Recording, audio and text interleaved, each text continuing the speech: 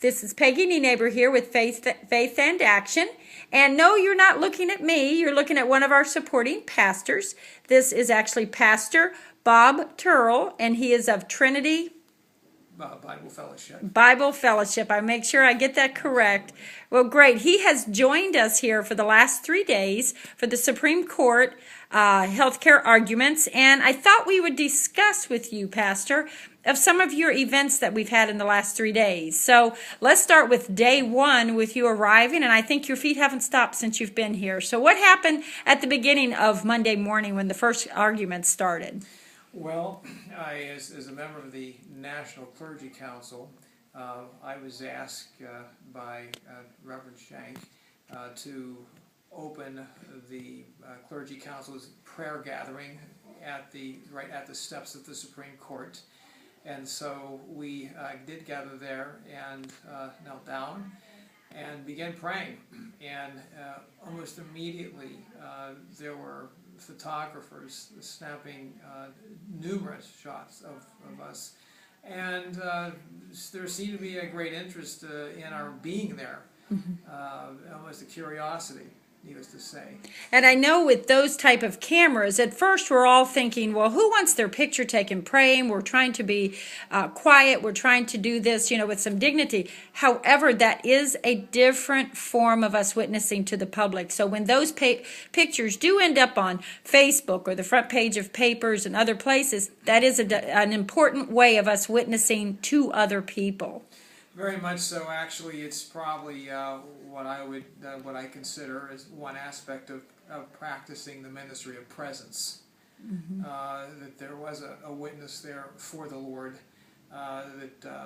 This is such a huge decision for the nation as to how this bill actually, the constitutionality of this bill plays out with the Supreme Court.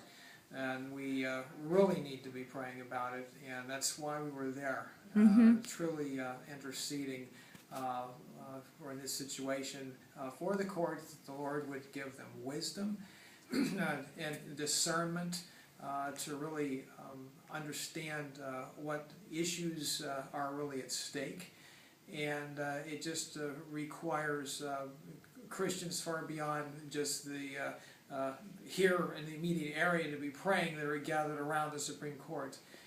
And so we were just blessed to be able to have that opportunity and really continued that witness for quite a while there that morning. Well, I know we ended up after that holding a National Clergy Council forum where we actually discussed the health care. You were part of that. Yes. And then that followed up with a press conference, and you were part of that as well. Yes. Absolutely. Actually, we held it was a roundtable discussion with the National Clergy Council with really at the headquarters of the American Center for Law and Justice. We were joined by Jordan Seculo, who briefed us on what he understood the issues to be regarding the issues of constitutionality and of this bill as it's being the constitutionality is being determined. And also what we as pastors, as we were gathered there, how we should be weighing in on the situation. Questions were asked about how it is, we should relay this information to our congregations. What is the means and ways in which we should be praying about this incredibly important issue. And I know that when we wrap it up today, the second day of argument, I know that we ended up with a spot in the court, and you were able to run as fast as you can, I know, to come over and be part of that. And so very quickly, before we wrap up our last minute of the video, how was that with you entering it into the court? It was an indescribably fascinating experience. First of all, just the edifice itself. I mean, having been gone inside to see the beauty of it, but then to see the biblical references, in a sense, on the walls. You knew that you were in a place that was strategic to our nation and really critical to its spiritual life, depending on how these decisions are made. And in the presence, I saw Senator McConnell, Kathleen Sebelius, Eric Holder.